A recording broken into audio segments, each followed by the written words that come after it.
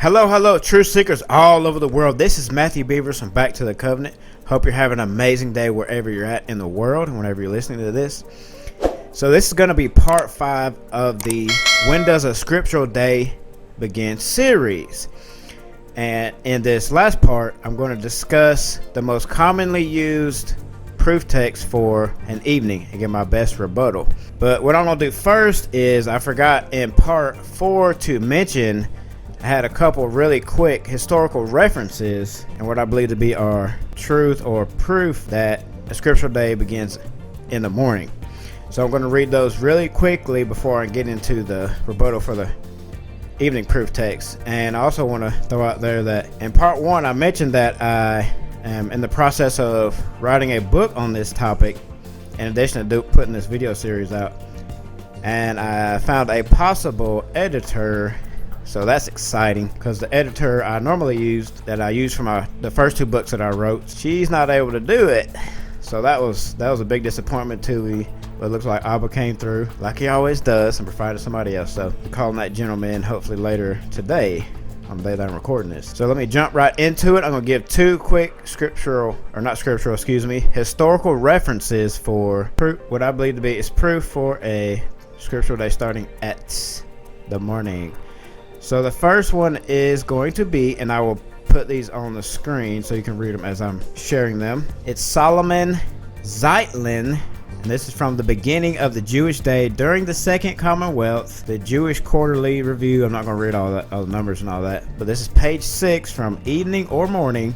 When does this biblical day begin? And you can search this online, whether you like Google or not. I prefer DuckDuckGo. And I mean, just copy and we can't really copy and paste it, but just type in what I have on the screen and you can look at this reference for yourself. So fact check me on everything I mentioned in this series. So here's the quote for this one real quick. Solomon Zeitlin believes that the Jews did not begin calculating their days from evening to evening until the post-exilic period, when they began to use the lunar solar calendar. And let's jump over to number 2, and this is a book, and I actually own a physical copy of this book, so I know it is a legit quote. So the name of the book is The Jewish Festivals, A Guide to Their History and Observance by Chaim Schwartz. Hopefully I said that last name correct. Quote, in order to assure against profanation of the Sabbath, the Jews added the late Friday afternoon hours to the Sabbath, end quote. This is pulled from page 13 in Sabbath in its development chapter. So I just gotta ask, what gave the Jewish people the authority or right to do that? So now let's jump into the evening proof text. As I already mentioned I think I did it in part 1, maybe another part. For over 15 plus years, I believed a scriptural day began at evening. Just recently, which in the last couple of months, I changed my understanding to sunrise after doing an in-depth study. I am very familiar with most of the proof texts that I'm going to discuss here because I used most of them in the past when, on occasion, this topic came up when talking to other believers. A small portion of the topics I'm going to mention here or cover are new to me, so just a couple of them. Alright, so let's start. Passover. Leviticus 23:5. In the first month, on the 14th day of the month, between the evenings, is the Passover to Yahweh. So Passover starts at evening. Something interesting about Passover is, in Exodus 12:10, and do not leave any of it until morning, and what remains of it until morning you are to burn with fire. So here's a question. Why does all the Passover lamb or goat need to be burnt up by morning if a day starts at evening? So let's go to unleavened bread. Look at unleavened bread. In the same chapter, verse 18. In the first month, on the 14th day of the month, in the evening, you shall eat unleavened bread until the 21st day of the month in the evening. So unleavened bread is eaten from the evening of the 14th to the evening of the 15th, and officially unleavened bread starts on the 15th. And atonement. This is Leviticus 23:32. It is a Sabbath of rest to you, and you shall afflict your beings On the 9th day of the month at evening, from evening to evening, you observe your Sabbath. So atonement is observed from evening to evening. So here we have 3 different examples of feasts that have instructions to observe them starting at evening. Is that not evidence that all days should start at evening, Matt? Not exactly. If this was the case, we would see that instruction, at least from my opinion, other people that do sunrise agree with what I'm about to share. If that was the case, we would see that instruction in Leviticus 23 and other places in the Torah, but we do not. It's lacking. In the instructions for the 3 feasts mentioned, we get instructions on when to start those particular feast days. We are not getting instructions on how to start all days, just those feast days. Why don't we get instructions to start all the feasts at evening? Where's that at in Scripture?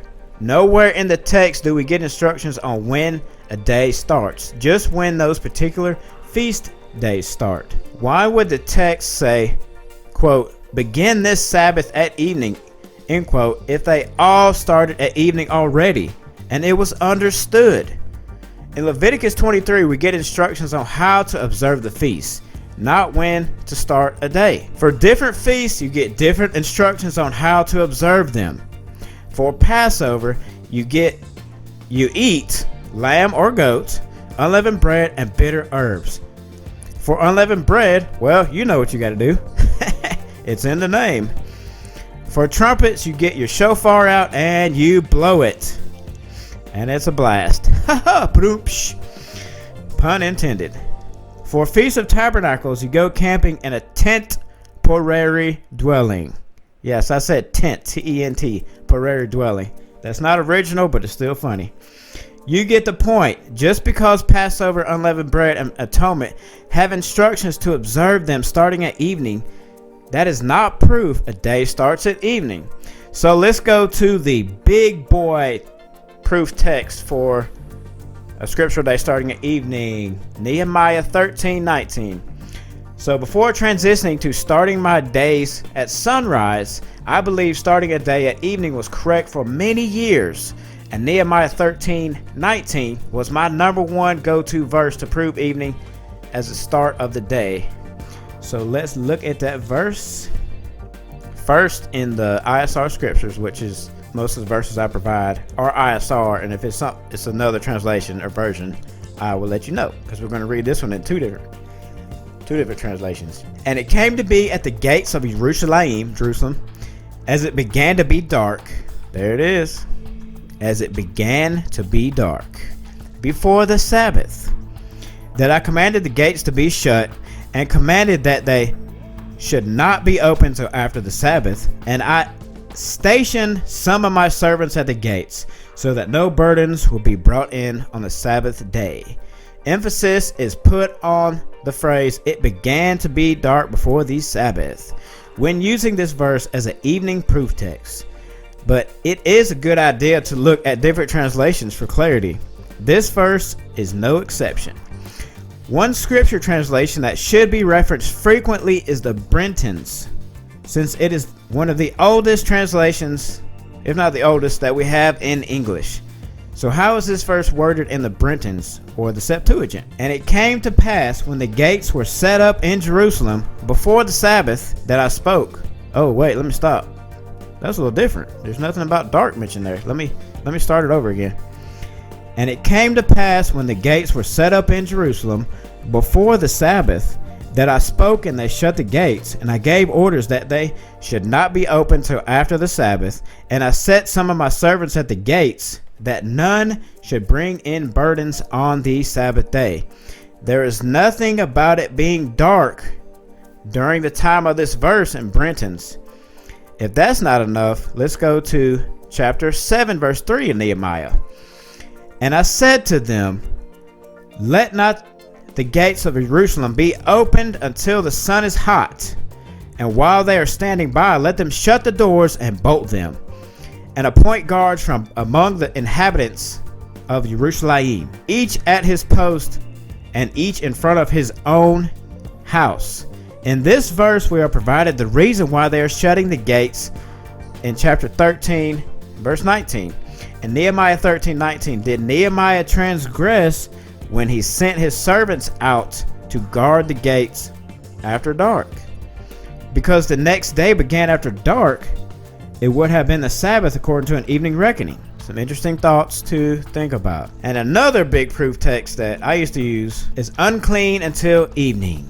So let's go to, there's plenty of verses that talk about unclean until evening, so I'm just going to read one, not beat the heck out of a dead horse. Let's look at Leviticus 11:39.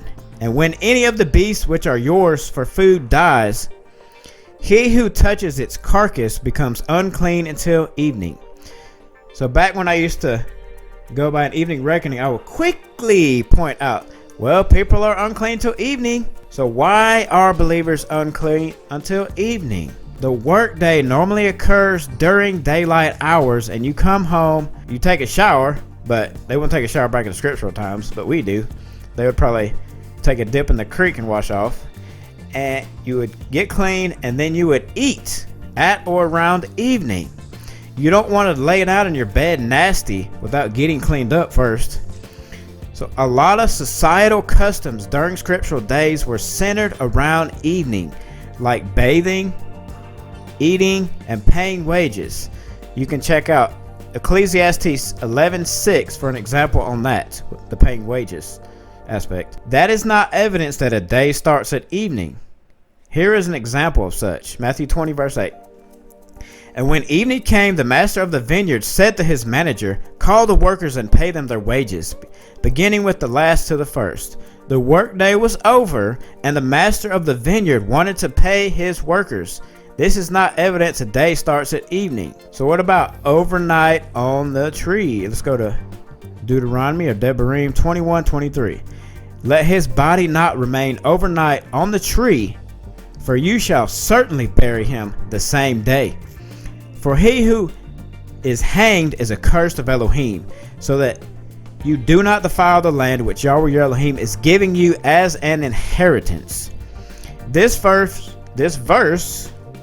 spit it out, Matt, is a proof text for many believers that follow evening to start their day, including myself in the past. I use this one as well. But is this even a proof text for evening, or does it actually prove sunrise? I think this is actually proof for sunrise because of the wording. The verse says, remain overnight and same day. But the word evening is actually absent. If we are supposed to start our day by evening, shouldn't the verse say something about getting the body off the tree before sundown or evening? But it doesn't. So what about the Genesis pattern? So let's go to another go-to verse, another popular one. Genesis 1:5. And Elohim called the light day, and the darkness he called night. And there came to be evening, and there came to be morning, the first day. Believers that start a day at evening will point to the 5 words, evening, and there was morning, and say, look, we have a pattern on how the day is, or how the day starts. I know because I used to use that line. I used to be one. But this is not an open and shut case, because we need to look at scripture like a puzzle. We need all the pieces to put the puzzle together. This is just one piece. With the context of this verse, you have to remember the evening cannot come and pass unless there is daylight first. Just like morning cannot come unless it follows a night first. This is not the pattern on how we start our day. You can see in many places in scripture that the word day precedes night way more times than the verse order. Example, the phrase 40 days and 40 nights appears 11 times in scripture. Why does the word day appear first? That doesn't line up with the Genesis 1:5 pattern argument. And ironically, this same verse has day then night before the actual phrase, there came to be evening and there came to be morning.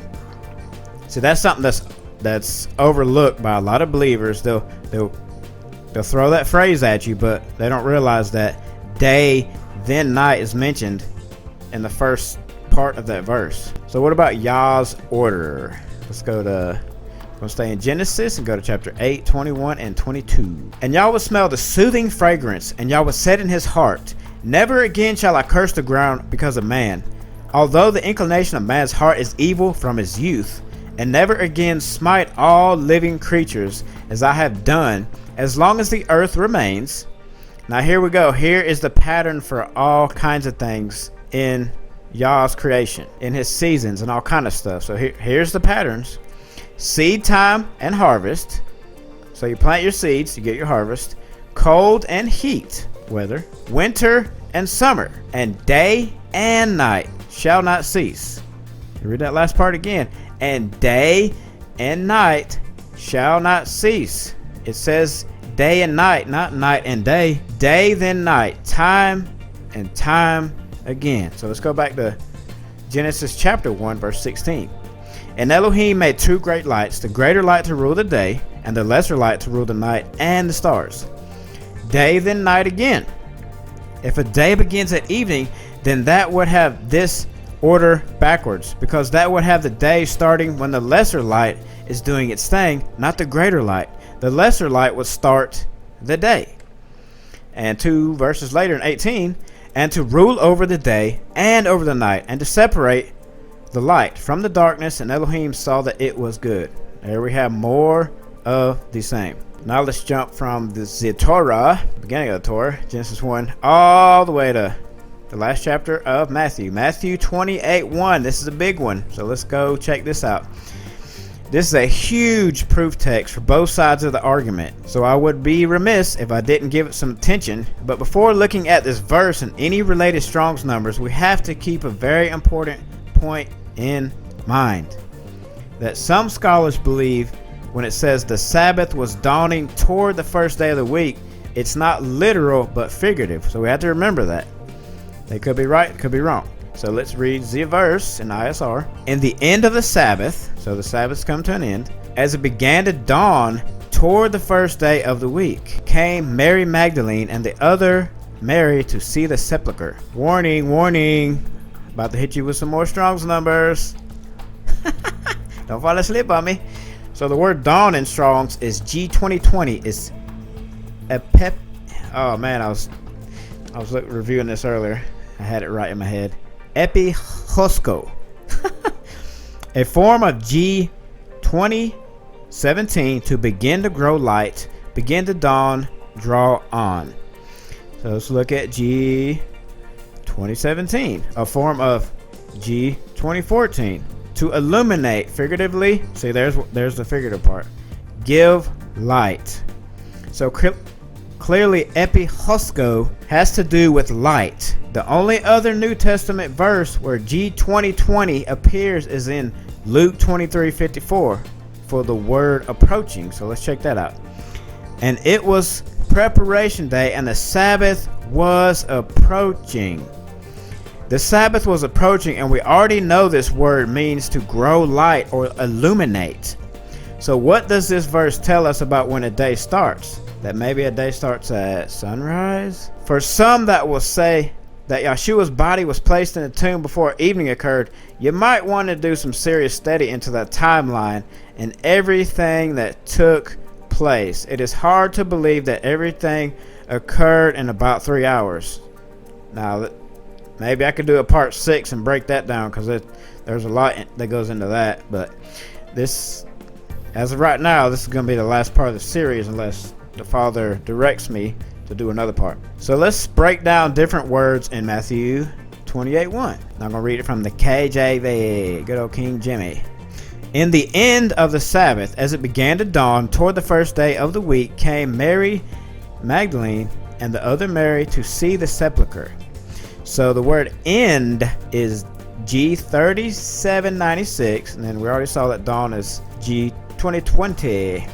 So let's look at G3796. From the same as G3694, through the idea of backwardness, adverbially, late in the day, by extension after the close of the day, at evening in the end, and then G2020 again, to begin to grow light, begin to dawn. From these definitions, we can see the verse reads at the end or close of the Sabbath, as it began to dawn or to grow light. toward the first day of the week. Is this really proof for an evening start to a day? Let's stay in the New Testament. We're going to go to John 20 verse 1. This is another big proof text for evening. And on the first day of the week, Miriam from Magdala came early to the tomb while it was still dark. There's the key right there. Talking about dark again, just like Nehemiah. And saw that the stone had been removed from the tomb. So there's a question. Did Mary arrive at the tomb in the day or night season? Remember my awesome illustration of that? If it was truly still dark, it would be the night season. This is the only one of the 4 accounts where you have the detail of it being dark. Mark 16:2 even says, and very early on the first day of the week, they came to the tomb when the sun had risen. Very interesting wording. I'll read it again. And very early on the first day of the week, they came to the tomb when the sun had risen. So how is still dark consistent with this verse when it said the sun had risen? It's not. If the sun had risen, it would have been a new day season. So let's go back to the well and check out some more amazing Strong's numbers to help with understanding. All right, we're going to dive a little deep on this one. We're going to go 3 Strong's numbers deep. So just be patient with me here. Stick in there. You're doing good. So the Greek word for dark is G4653, scotia, from 4655, dimness, obscurity, literally or figuratively, darkness. G4655 is skotos, from the base of G4639, shadiness, that is obscurity, literally or figuratively, darkness. And the last but not least, G4639 is skia. Apparently, a primary word, shade or shadow, literally or figuratively, darkness of error or an adumbration, shadow. So if we go a couple Strong's numbers deep, we see scotia basically means shade and not darkness. Why did the translators put dark in John 20 verse 1 when all the other accounts in Luke, Matthew, and Mark indicate it was at or around dawn? It's not consistent. Also, just because it's dark outside doesn't mean that bokeh or morning and the breaking forth of light is not starting to happen. Chickens can see the first rays of light and start crowing well before humans can see any light. Here's an example of this in scripture. We're going to look at Mark 16:2 from the Hebrew Gospels version. So it's off of www.hebrewgospels.com. It's really cool. Translations from the Hebrew into English. I would highly suggest you check it out. And they came to the grave in the morning of the day after the weekly Shabbat, and the sun was already coming up. It looks like in this translation, the day belongs to the morning, which makes sense in the context of everything we have seen up to this point. All right, we're going to look at, I covered this in one of the other videos, but I just want to cover it again. While we're on John 20 verse 1, I'm going to read it again, and then I'm going to go down to verse 19. And on the first day of the week, Miriam from Magdala came early to the tomb while it was still dark and saw that the stone had been removed from the tomb. So we can see this is the first day of the week. Let's go down to verse 19. When therefore it was evening on that day, the first day of the week, and when the doors were shut where the taught ones met, for fear of the Yehudim or Jews, Yeshua came and stood in the midst and said to them, peace to you. Let me read that first part again. When therefore it was evening on that day, the first day of the week. So how is it already the first day of the week in verse 1, but it's evening on the first day of the week in verse 19? If a day truly starts at evening, why didn't it say it was evening on that day, the second day of the week? I think that verse is evidence to prove a day starts at sunrise. All right, let's go to another big one, Leviticus 23:32. So Leviticus 23:32 in the Brenton Septuagint is a big proof text for believers that start a day at evening. So let's see how that's worded. It shall be a holy Sabbath to you, and ye shall humble your souls from the 9th day of the month. From evening to evening ye shall keep your Sabbaths.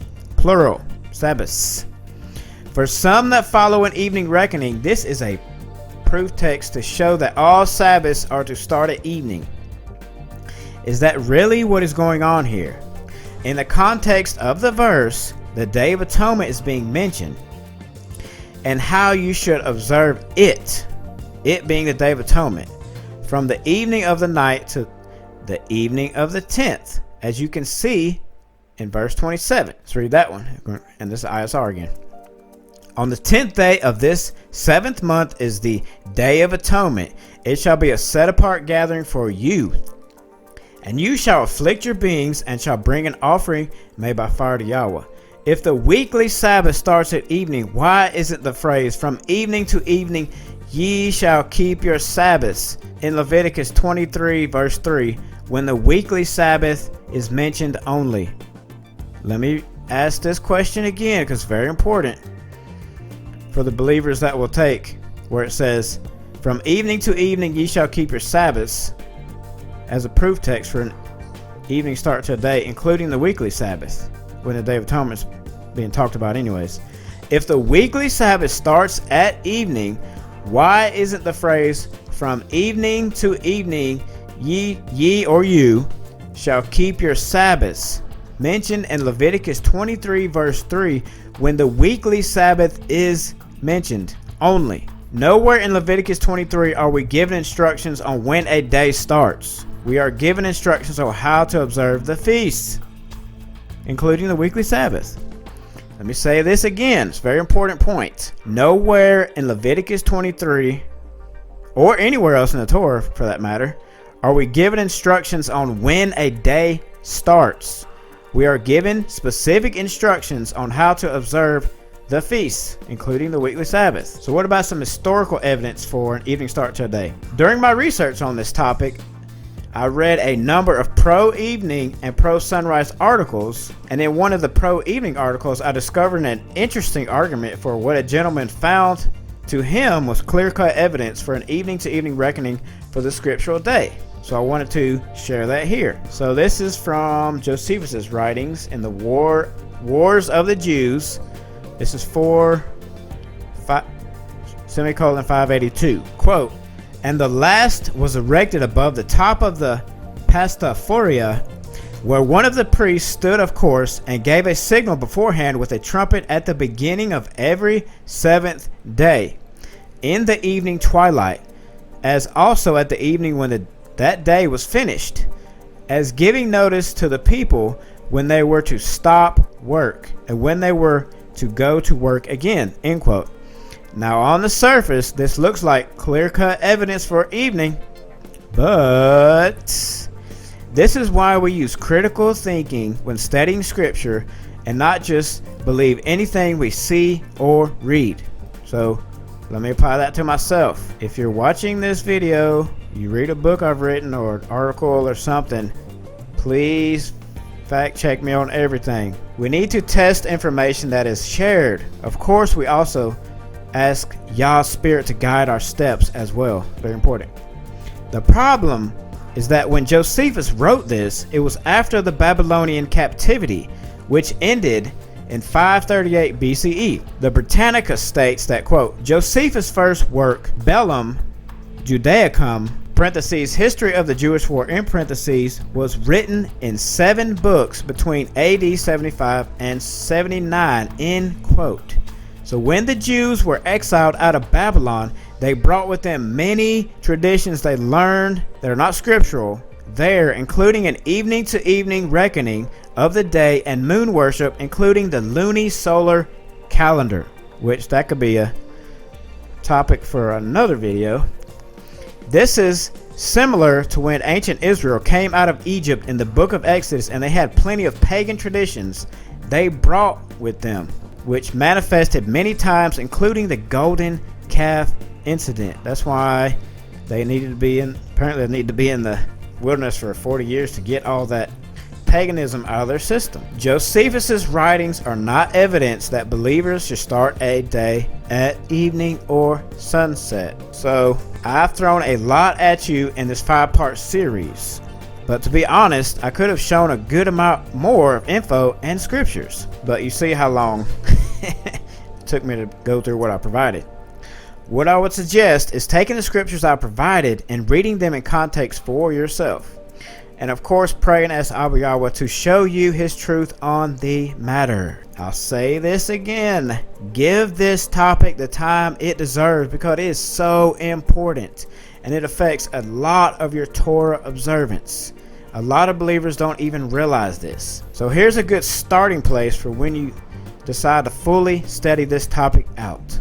Sooner the better. Here are some words or phrases to look up and read in context, of course, with a scripture software like eSword. I like eSword, maybe you like something else. Here's some phrases or words you can look up.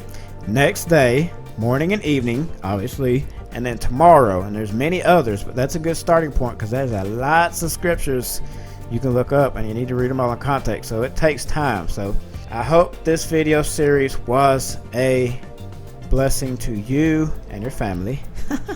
If it was, do me a favor and share the video, obviously, like it, and if you haven't subscribed to the channel, I actually have some really cool ideas for some 4 other videos, not do with this topic, but other topics that I will be hopefully putting out next couple weeks.